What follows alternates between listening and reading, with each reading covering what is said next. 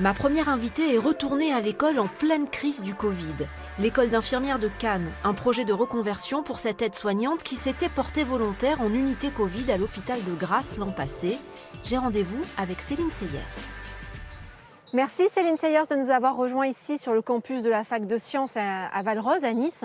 Vous étudiez à Cannes. Tout à fait. Racontez-nous votre quotidien d'étudiante. Alors mon quotidien d'étudiante, c'est checker mes mails dès le matin, 6 heures, parce que ça nous donne là à peu près notre journée de cours, cours en visioconférence, donc certaines fois en visio sur certains TD, cours commentés via la plateforme. Ce qui n'a pas toujours été le cas, c'est cours commentés? Du tout. Les cours commentés, on les a vraiment eus novembre. Voilà. Ça veut dire quoi un cours commenté? Et donc un cours non commenté? Alors un cours non commenté, vous avez 160 slides à peu près de cours à donc apprendre. Des affiches, Exactement, des affiches. Et là, vous êtes un peu toute seule devant votre ordi, donc vous n'avez pas d'échange avec le prof. Les cours commentés, le prof explique, mais le top, c'est la visio. Malheureusement, elle est très très peu mise en place à cause des moyens techniques. Alors ce qui est quand même assez intriguant, c'est qu'on se dit qu'infirmière, c'est un métier pratique, technique, où il faut apprendre des gestes. Est-ce que vous n'avez pas peur qu'avec ces cours à distance, vous ne soyez pas prête ou que votre diplôme n'ait pas la même valeur que ceux des années précédentes? Alors notre diplôme, il aura exactement la même valeur parce que derrière, il y a l'ARS. On doit valider des unités d'enseignement obligatoires, donc on ne peut pas laisser une unité d'enseignement de côté. Donc là-dessus, on a le même diplôme. Par contre, question pratique, les TD sont en présentiel pour la plupart et les travaux pratiques sont en présentiel obligatoire. Donc on a des cours quand même. On n'est pas lâché dans la nature comme ça. Vous, on en parlera tout à l'heure, vous avez déjà un peu d'expérience professionnelle. J'imagine que les étudiants plus jeunes sont peut-être aussi plus inquiets pour leur avenir? Oui, parce qu'ils ont 18 ans. C'est déjà une formation compliquée à la base, qui demande énormément de temps, de sacrifices financiers, de temps. Enfin, c'est 3 ans en bulle, en fait. Et là, vous mettez des jeunes de 18 ans qui, avec Parcoursup, se retrouvent dans des régions qu'ils n'ont pas choisies, donc isolés. Donc, il y a une grosse précarité étudiante, financière, psychologique. Donc il y a des plateformes d'écoute qui ont été mises en place, le Pass Santé Jeune aussi.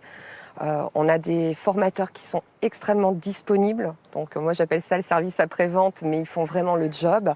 Mais c'est vrai que c'est compliqué pour eux. Alors il faut quand même que vous nous racontiez votre vie d'avant. Je le disais, c'est une reconversion professionnelle. Pour vous, vous étiez où l'année dernière, à la même époque? Alors, à la même époque, au mois de mars, j'étais en unité Covid. Voilà, je suis passée de nuit, donc je suis aide-soignante à l'hôpital de Grasse. Ça a été une découverte pour tout le monde, réellement. Après, très sincèrement, il y a énormément d'entraide. Enfin, on est des équipes pluridisciplinaires, donc on arrive à être les uns là pour les autres réellement. Il y a une très grosse solidarité. Malgré tout, ça a été un peu stressant. Vous étiez volontaire? Ah oui, non, on m'a rien imposé. Puis c'est normal. Voilà, je suis soignante, donc pour moi, c'était normal d'aller en unité Covid. Il n'y avait pas de problème, en fait. Et vous êtes prête à y retourner si on a besoin de vous? Oui. Vous n'êtes pas lâchés, vous avez des protocoles. C'est pas plus stressant que d'être aux urgences ou que d'être en réa. C'est une unité de soins particulière, mais c'est sécurisé, voilà. C'est pas... Parce qu'on a entendu aussi des témoignages de soignants découragés, qui ont jeté l'éponge, qui se sont reconvertis, mais dans des métiers qui n'ont rien à voir avec le soin, la santé. Bien sûr, mais c'est normal qu'il y ait une usure. C'est comme je vous ai dit au départ, que ce soit la formation d'infirmière ou de travailler en milieu hospitalier ou tout autre du monde qu'on est dans le milieu de la santé, c'est compliqué de conjuguer vie familiale, vie professionnelle. On reste de l'humain qui travaille avec de l'humain.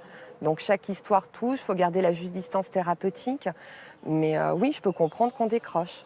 Qu'est-ce qu'on peut vous souhaiter pour vos années d'études qui vont suivre maintenant? De valider mes UE, d'avoir mon diplôme et de réintégrer mon hôpital. Grâce. Ah oui, grâce. Merci Céline Seyers d'être venue ici pour témoigner de votre expérience. Alors,